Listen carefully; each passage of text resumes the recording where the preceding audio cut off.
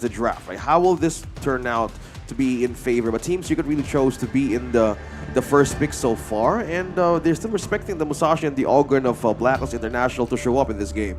Yeah, I think the Dune is going to come through prio for Team Secret again, because even though TNX had a good performance on the Monkey, it didn't quite open or cut open or pry the Blacklist envelope open in Game 2. But right now we see the Mai Shiranui, the Huan, the Ogren, and the Musashi. But no, they're going to go for the Dharma again. So Champion's like, hey bro, I've already shown you once. I don't need the Dharma.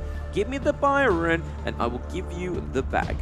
Yuan has been banned as well, so they have a great way of pairing the Yuan and the Dharma these days, right? It has been a great AoE. You have the burst, you have the 3-man hold in team fights, and they don't want that because Team Secret in game number 1, they have more ways to being countered, right? They have counters for the Dharma being shown in the back line, but the Ganonmon, the Zhang Fei, has been very effective for BLACKLIST International. From these 2 picks, they have found their groove so far. Yeah, I feel like going for the Ganonmon this early, though, it kind of leaves open a lot more room for counter on the side of Team Secret, because now that you have this kind of like long-range sit-in duck, you're going to think of like getting something else that can get into the back line, like either the Dune. There we go. So they should have prio picked the Dune, because now it goes back over to Team Secret, and they also go again back to back to the Diadia. Oh, okay. Still a great frontliner though, but Dune and Diadia, there's not so much damage that we can see just yet from the lineup, and this is how Team Secret plays, right? I think I admire this kind of situation in terms of the draft because they don't show it right away. They're completely reacting on the next possible solution there is. So far, it has been the 3 similar picks for BLACKLIST, and I think from this, they want to stick to comfort and damage that have on what they've done in game number 2, respecting the Marco Polo and as well as the clash lane rather of Team Secret. Yeah, so BLACKLIST going again for the same Sungan dance. They go for the Lung, they go for the Ganamo, they go for the Zhang Fei. Still paying respect to TS Sun's Marco Polo pick, so it does still mean that the Lady Sun can come through. Maybe we might get even a Mungia game, right? Because I mean, Sun has been playing a lot of Lady Sun and a lot of Mungia, but they are going to ban out the Kaiser this time, so currently sensing something on the side of Team Secret. There is a disturbance in the Gorge that they really made them ban out the Kaiser, but the Ali ban as well. We're very interested on that one, but for now, we are going to be looking over to see what that 4th pick on the side of BLACKLIST is going to be. But the Hanshin gets taken out, the Kaiser gets taken out. They're kind of forcing them into the kind of like the lower ranks, the kind of like the scrubs of the tank jungle pool. Yeah, though this is still the chance of BLACKLIST to be used against Team Secret. They have been banning the straight picks that BLACKLIST won against all of their matches, such as the Hanshin, and they could use this too as like will they flip a different coin here against Team Secret, because they have taken the same picks as well, yes, but for their mid lane, will they change something up? Lady Jean is present for this draft to be taken, and this is the question, will they go for it though? But the Liu Bang, yeah, forget about the Hanshin, but the Liu Bang works so much wonders in the games that we've seen here from day 4. It's going to be interesting here. So Chami on the Liu Bang, he hasn't, I think he's played it once, right? I don't think there was actually a win with Chami on the Liu Bang, if I remember correctly.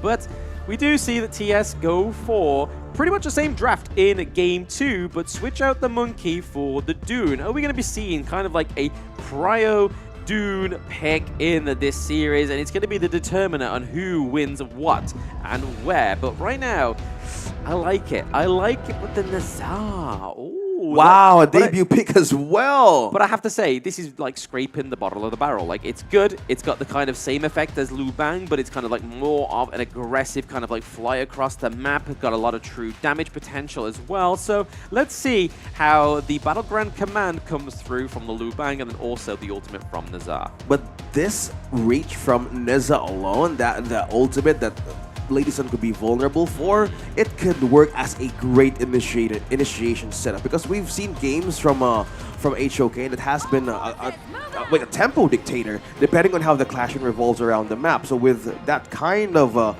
presence that BLACKLIST is just want to show against Team Secret, they really need to have a great protection for their farm lane too. So we talked about how, going into the draft, teams needed to prepare and have a deep playbook or a list of heroes that they could pick. Neza here, first pick in the Honor of Kings Championship 2024 just now. Yeah, debuted in on the Gorge in the knockout stage. And I didn't expect anything less for the knockout stage, right? Because if we're just going to go for the same meta that we've seen in the group stages, it's going to get a little stale, right? Things are only going to start to sort of like, okay, they're going for the Lung, they're going for the Ali, they're going for the Mungya, and they're going for the Dune, stuff like that. So this is where the teams really need to spice up these meta picks, right? And start to sort of like, that's how they're going to get the one-overs, right? Oh, but the Flaming Palm doing some damage on the Sun. The couple blades of flash forward, and he doesn't get the pick off. He gets first blood. Aaron with a great rotation. That's back-to-back first bloods in 2 games in a row as well. So great rotation from Aaron, but still, it's going to be interesting to see how the Nazar actually does play into this draft, right? Because it kind of takes the function of the Dune. Okay, one thing though is that they can get to the backline with the Starfall from Neza, right? Yeah. And just going in, plus you have the battlefield command. So you have a little bit of tankability. That's the one thing that Neza kind of struggles with. Yeah, she flies in, but then she kind of gets blown up. So you have that backup, so to speak. It's actually a nice combination. It is a very nice combination when you put it that way, but it's very spicy. What we want in the knockout stages, right? We want a bit of spice. We're on Indonesia as well.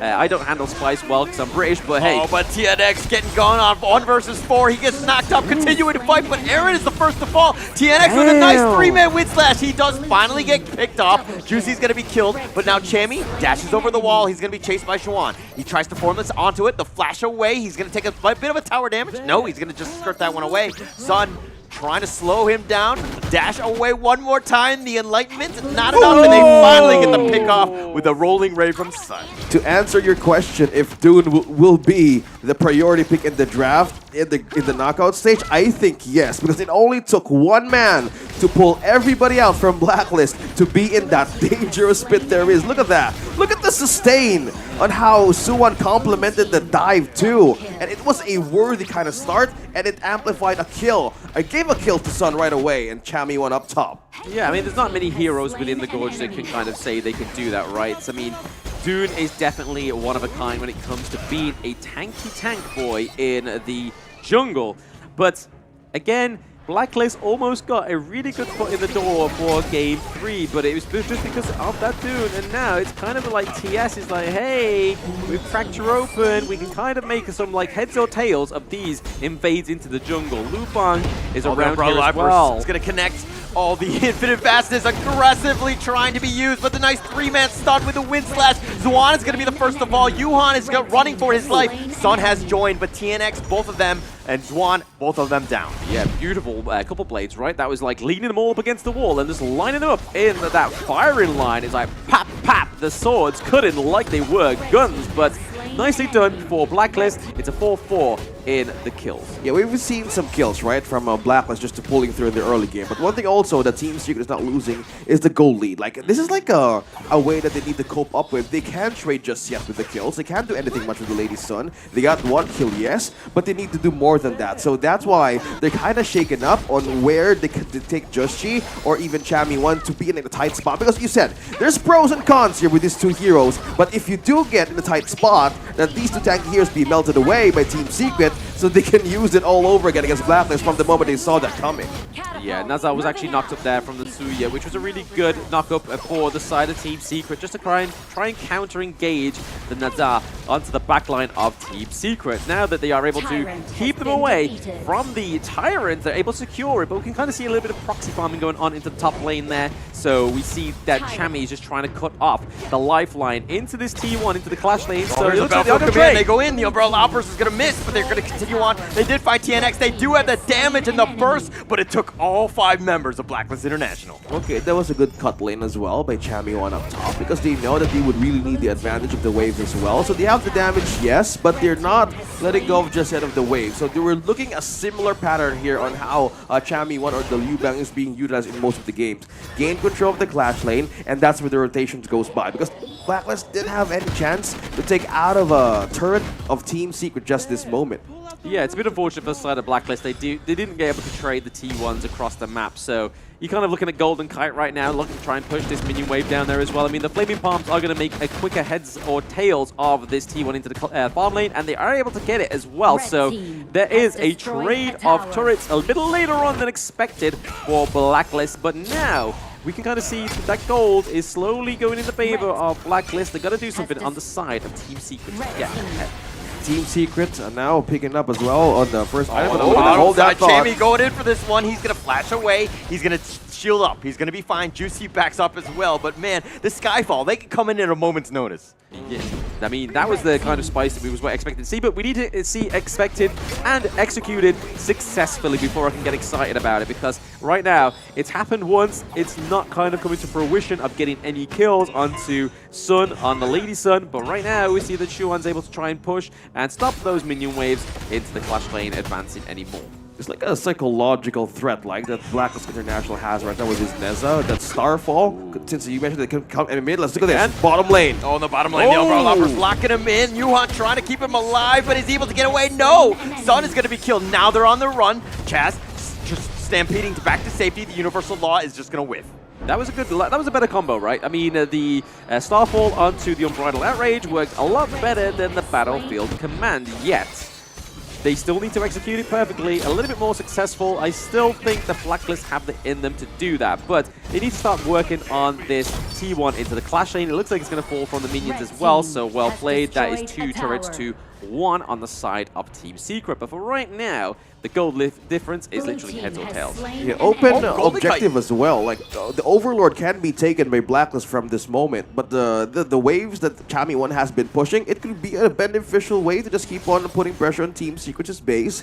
But nobody's committing just yet. They're waiting for Shishan to level up as well for this EXP blessing to be passed on.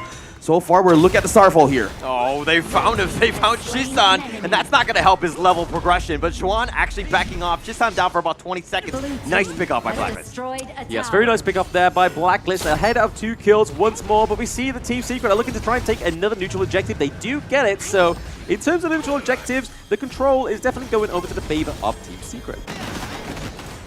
Yeah, one is missing as well. Shuan got spotted directly by Justchi, so he might be pulling them in a very bad scenario, but they saw it coming. They're going in. Skyfall goes right into this one. He lands on top, but there's no follow-up damage. He had the connection. He had everything that he wanted, but Juicy not able to do a single kill. I think this is kind of like the trade-off between Byron and the Lu Bang, right? The Byron has a lot of damage. Lu Bang just has the Battlefield Command and the CC.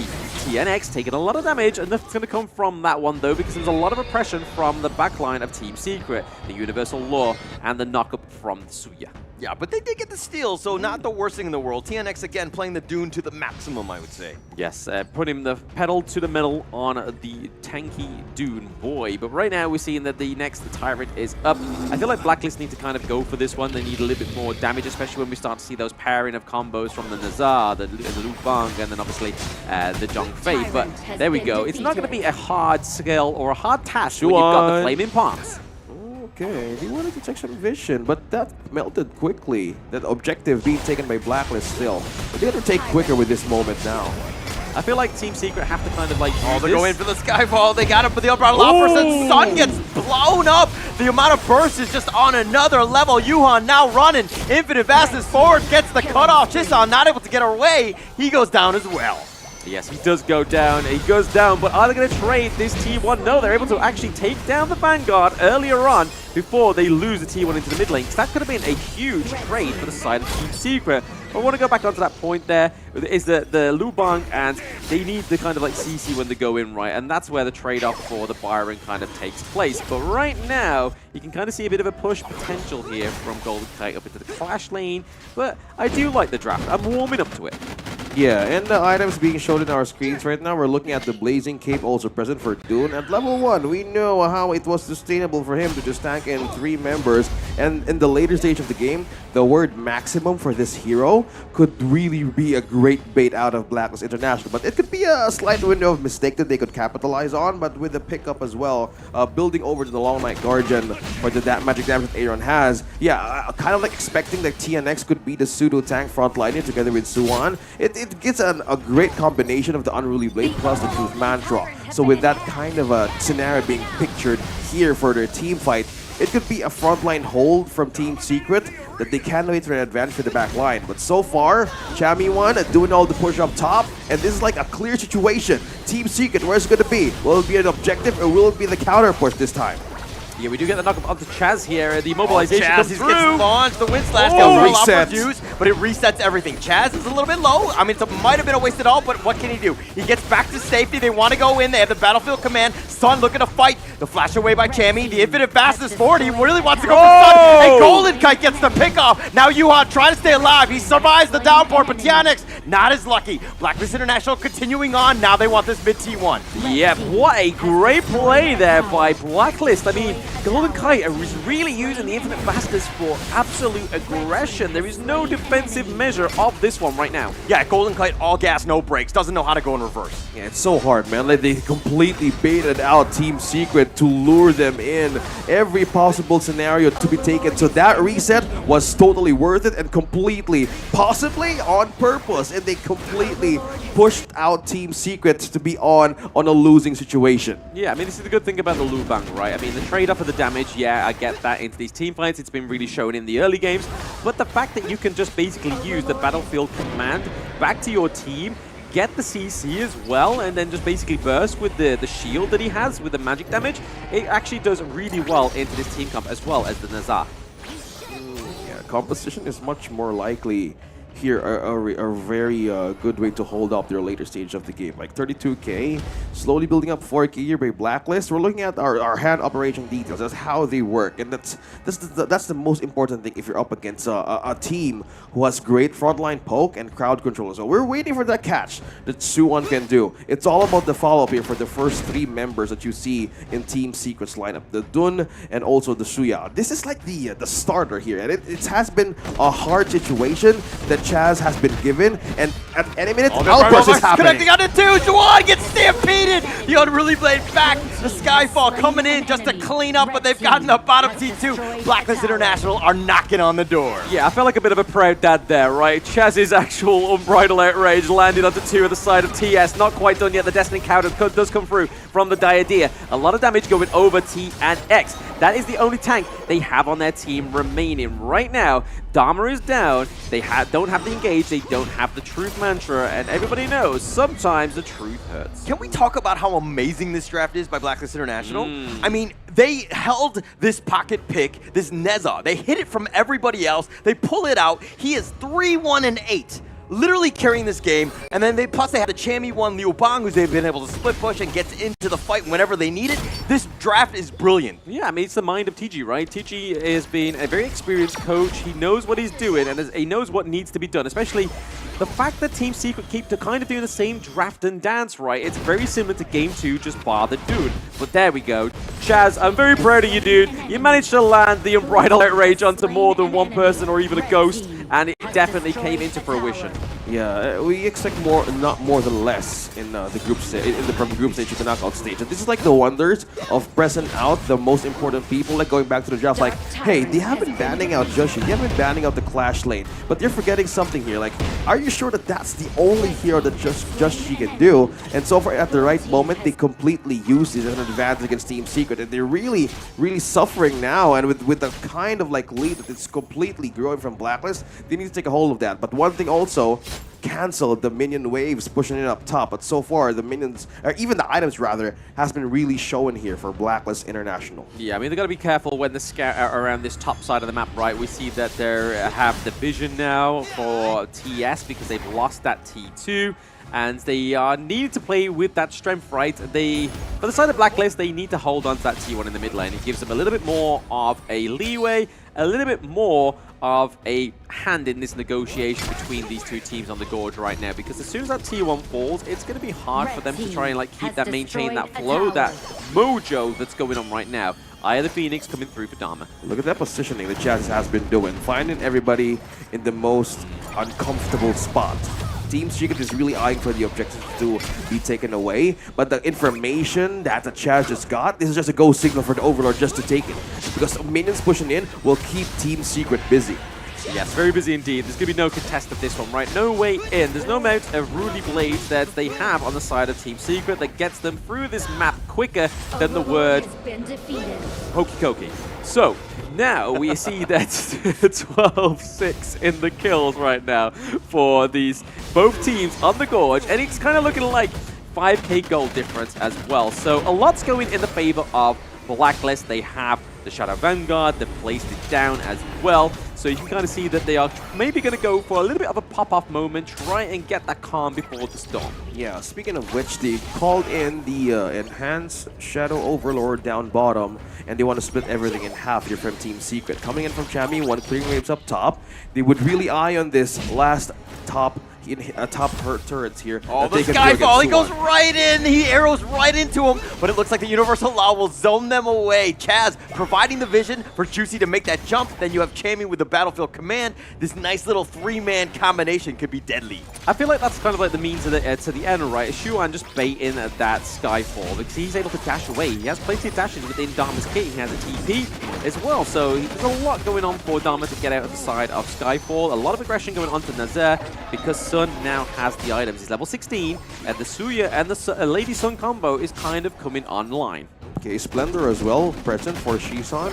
No matter what he could be taken at any point in time. He has temporary invisibility. So this is like a great chance for them to bait out this Suya. That's not too much of a sacrificial play, right? It could be harsh for Team Secret to even push forward because they're really finding an angle here on where to put their setup from this Dharma. We haven't seen that Dharma shine just yet. So where could that be for Blacklist? That it could be a lead to a possible setup. Like, at what point are you kind of uncomfortable? I mean, you have Shisan with the Zia, with the level up, right? I mean, if you go infinitely late game, they're going to have a little bit of an advantage. But at what point are you like, hey, this is enough for Team Secret to really turn the game? I think it's all about baiting the Nazair, right? So bait the Nazair onto the Xuan, then let the Lady Sun just kind of like try and run down the Nazair from a distance, keep her safe, get the knockups from the Suya, as well as laying down the Universal Lure. If Suya gets taken out, he has the Splendor as well. He can go invincible for a few seconds. But right now, you can kind of see a little bit of a dominance up into the Clash lane here. They want to try and make ways with this weaker lane. One thing to spot though, like Chaz hasn't been leaving that position minutes ago. He has been waiting for data. He has been waiting for the right moment because he knows that waves will be pushing from mid to bottom lane and they will force out the top lane to be the bait here for Team Secret. So far they have caged them really good. Receiving some folks as well, and they have been maintaining that reconnaissance from Team Secret's camp and has been working ways for them. And Team Secret is just struggling to get this objective right into their hands. Yeah, the Daybreaker comes on through to Lady Sun as well, so Sun is just going to be packing even more of a punch with the rolling raids, the ultimate shells. They are going to be hurting a lot more as he gets to that level 25. He's 8 levels away from it as well, so they're really doing well to hold this off to the Tempest Dragon, right? This is closer than last game to get into that Tempest Dragon. We're at the 18-minute mark, 6 kills, 12 kills on the side of Blacklist, and still that 6k gold difference. Yeah, that will dictate the team fight, right? That would really tell on who is going to get this game. We still have high ground turrets, but the knockback Skyfire with the Battlefield Command, but oh, the nice little stun. Chaz now is on the run. He's going to be killed. Sun is starting to do some serious work. Juicy goes down as well. They've turned this around. They've baited him out. TNX is still up in front. He needs to be careful, but the Flaming Palm from Golden Kite does way too much damage, but he backs off here. Yes, the Infinite Bastard's coming through very clutch there. Most of the game, Golden Kite has been using that as a aggressive means, but right now, Lady Sun is using a lot of damage, takes down the T1 now, so that is taking a lot of leverage off the table for Blacklist. They've been setting up that mousetrap for so long, letting Swan be in the front, and they're going in. Oh, Golden Kite, Shisan has been killed. Golden Kite on the backside, Yuan is killed as well. Golden Kite is starting to rack him up, but Aaron did die. Well, here's Sage's Sanctuary. Swan is, what's he gonna do? He's got the Enlightenment, but not enough damage. Oh, he's continuing on. Swan goes for the formula assist, but he's been kited away, and Golden Kite with yet another, and that's a team ace. A team ace indeed. I mean, man, that whole team fight at the beginning part of it was looking like it was going in the favor of Team Secret. The win/knockup really disrupted the flow of Blacklist, and then from there out, Lady Sun rolling in with the raids, with the ultimate shells, doing a lot of damage onto Chaz, but that Battlefield Command came through pretty clutch. And it's looking like Blacklist may win this one. Yeah, it looks like they've got the minions. TNX wall by himself. What can he do? He's trying to clear the minions. TNX 1 versus the world. That's a Sage's Sanctuary, but they decide to go for the face. They do have the damage of Blacklist International. Oh, the nice 3-man stun from the Win/. TNX Oh, here's the Battlefield Command. Jamie limping away. He's going to be killed. TNX, that is. They decide to go back in. Jamie continuing to fight. He's got the Sage of Sanctuary. Infinite fastness. Golden Kite's doing some work. Shasada's been picked off in BLACKLIST International. They're continuing to fight. Juicy wants to go in. Golden Kite's been killed. And Jamie going in. Yuhan. Oh, he gets the stun. Jamie goes down. It's one last hurrah. Juicy's going in. They get the double kill. And BLACKLIST International survive off an ace. They will take game 3. Whoa, what a way that was. That could have gone either way for Team Secret. Oh, BLACKLIST, man. That last little bit of fight was everything that Team Secret had in him. They had the Sage of Sanctuary come through. They had the Splinters. That team fight went on way longer than it needed to. I honestly thought when Suya came off activation of the Death Spawn, that the Universal Law was going to come through, clear the waves, and they were going to get a team fight that was going to go completely in their favor.